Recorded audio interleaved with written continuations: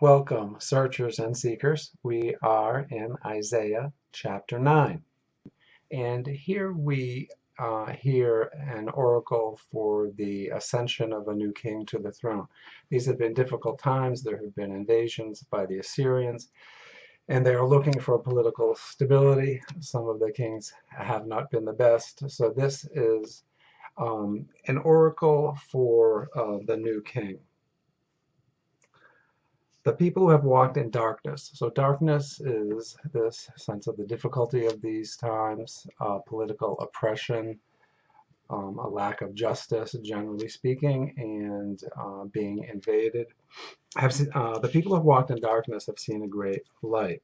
Those who have lived in a land of deep darkness, on them light has shined. You have multiplied the nation, you have increased its joy. So this is about the nation.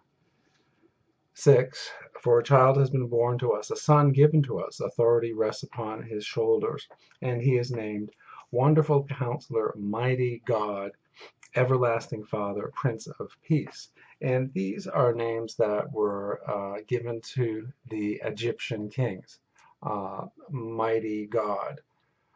And literally for Egyptian religion, the Pharaoh was a deity. His authority shall grow, and there shall be endless peace for the throne of David and his kingdom.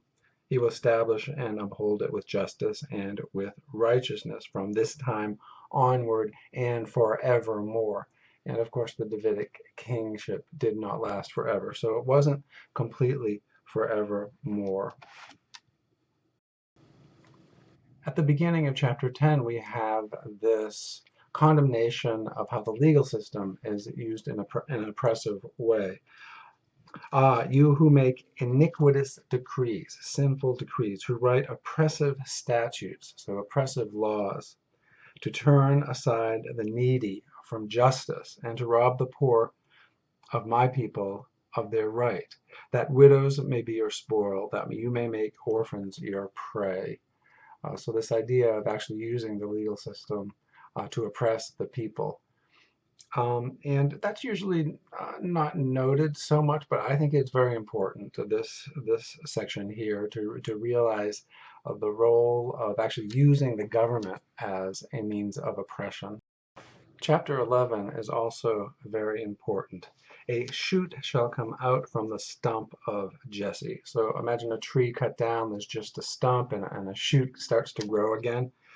Jesse was David's father, so this is, again, the lineage of David, the Davidic monarchy. And this is a time where Israel in the north and Judah in the south have experienced being cut down, like a tree cut down. All of the tribes have been forced out, and that's what the Assyrians did. They relocated people into the various provinces of the Assyrian Empire. They tried to break down these ethnic, national, cultural ties in specific nations and just break them apart. They didn't kill all the people like the genocidal wars we've seen, but they resettled them in other areas. And a branch shall grow out of his roots. The Spirit of the Lord shall rest on him, the Spirit of wisdom and understanding, counsel and might, the Spirit of knowledge and the fear of the Lord. Fear of the Lord, fear/respect of the Lord. His delight shall be in the fear of Yahweh. So again, this Yahweh, this individual national God. And this will be hopefully a time of great peace. The wolf shall live with the lamb, and the leopard shall lie down with the kid. The calf and the lion and the fatling together, and a little child shall lead them. So they're definitely looking for peace. And you could interpret this in this way, that Israel is the lamb, and the wolves, the wolf, would be Assyria or Babylon, any of these, Egypt, any of these larger empires. So this could just not be a universal metaphor, but have a very specific application to the geopolitical facts of the time, where you have these great empires, these wolves, and Israel is just a little lamb. So naturally, this poem is expressing this in terms of the lion lying down with the lamb, meaning all will be at peace, and that would definitely be to Israel's benefit.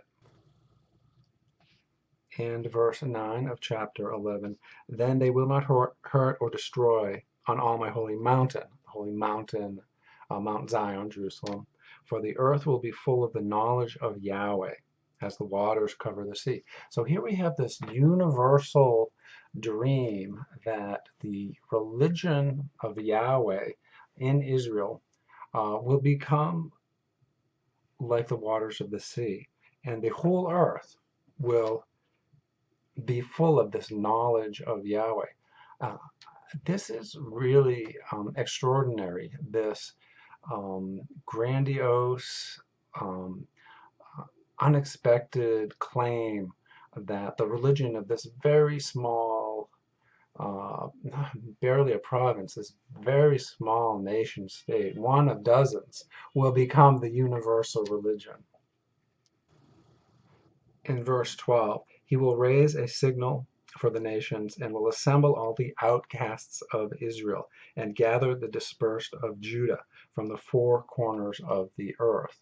So the four corners of the earth, not literally the entire earth, but that geopolitical area, Assyria, Egypt, Babylon. And at this point, Assyria has conquered Babylon. But in any case, the people are returning. Now, this is probably not from the return of the exile to Babylon after 586. There already have been large deportations in 730 and 720, and then from Judah in 700 BCE. So a lot of the original inhabitants of Israel, the northern tribes, and Judah, the southern tribes, have been dispersed. So naturally, they're calling for those to come back. So that is the historical situation in 1st Isaiah in chapter 11. In chapter 13, we have an oracle against Babylon.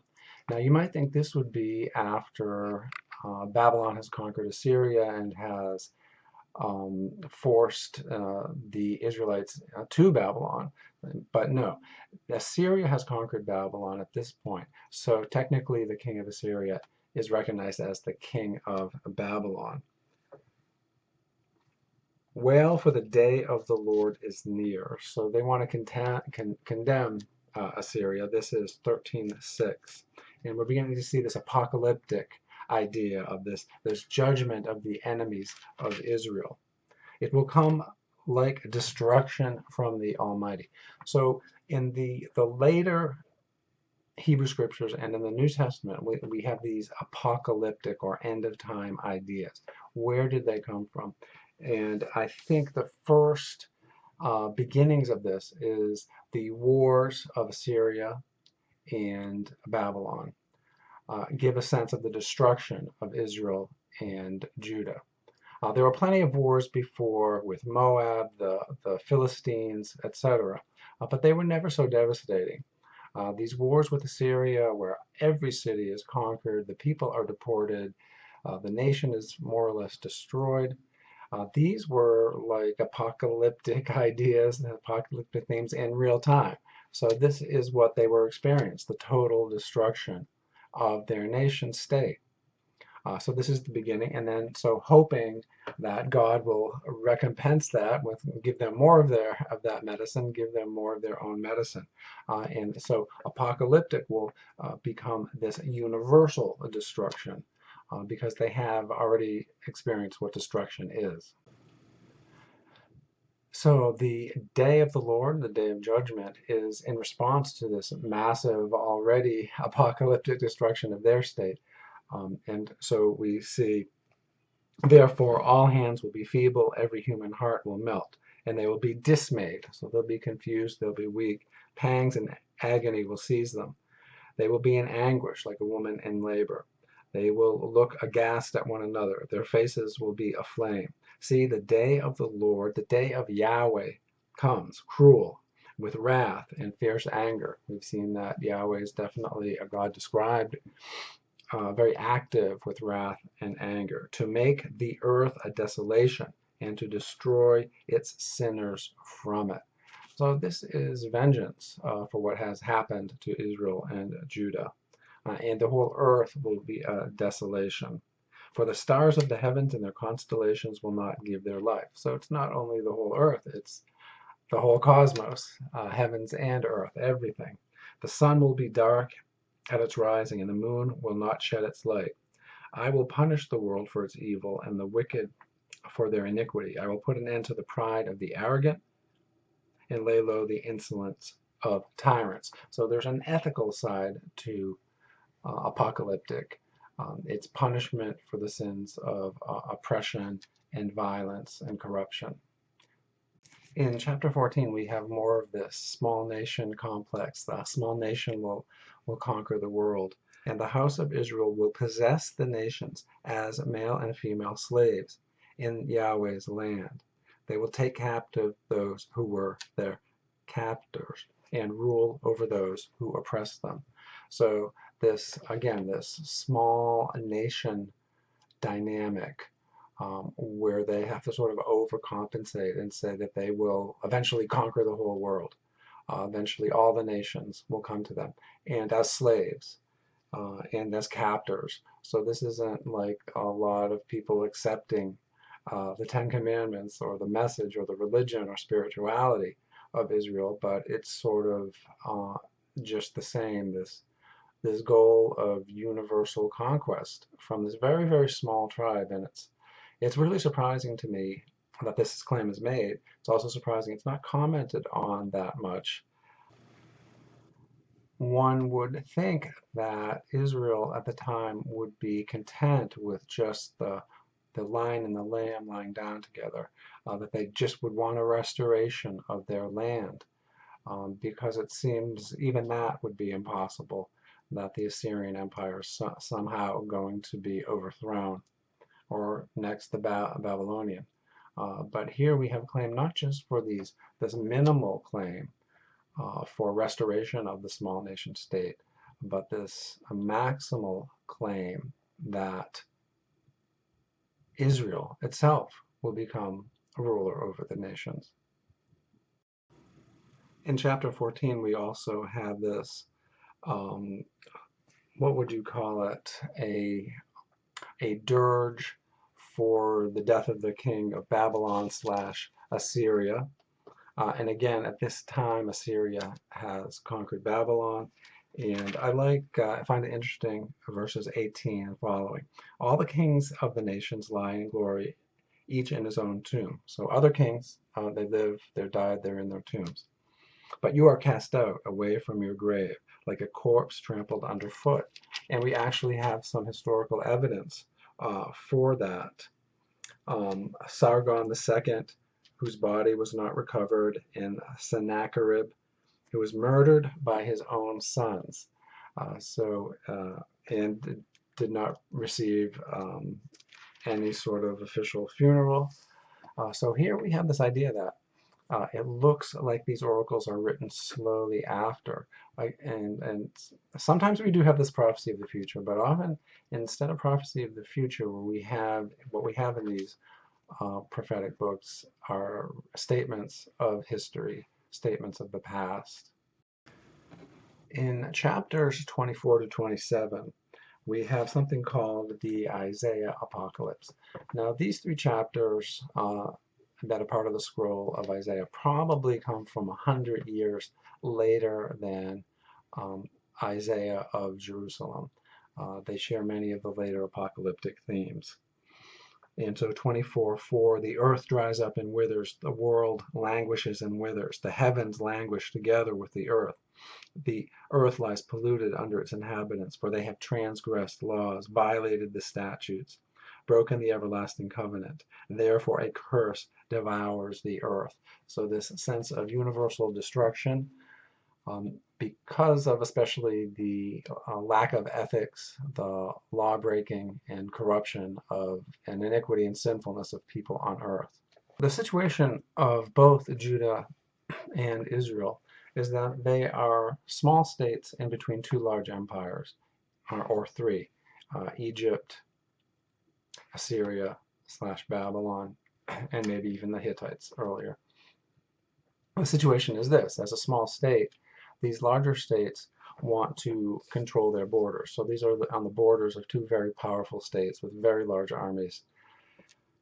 So the politics of that is to which of these superpowers do you give your allegiance? And Isaiah argues against giving allegiance to Egypt. Now, is this before the fact or after the fact? I don't know. In chapter 30, O rebellious children, says Yahweh, who carry out a plan but not mine, who make an alliance but against my will, adding sin to sin, who set out to go down to Egypt without asking for my counsel.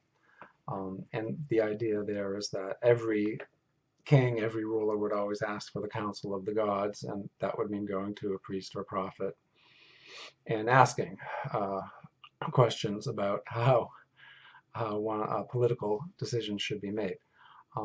So I bring that out because this is generally the point that one of the points that is made with Isaiah is that he argued against this. Again, is it before the fact or after the fact? And there's also the idea behind this that somehow the gods of a city-state would give advice on this. Chapters 36 through 39 are taken just about verbatim from 2 Kings. So you get the idea that the book of Isaiah is actually a collection of various sources. You have oracles of prophets, you have some historical material, you have apocalyptic oracles, and they are collected together. And Isaiah probably had a school of prophets, so people he mentored were under him, and apparently second is Isaiah, which we'll see soon, was written about 200 years after Isaiah of Jerusalem.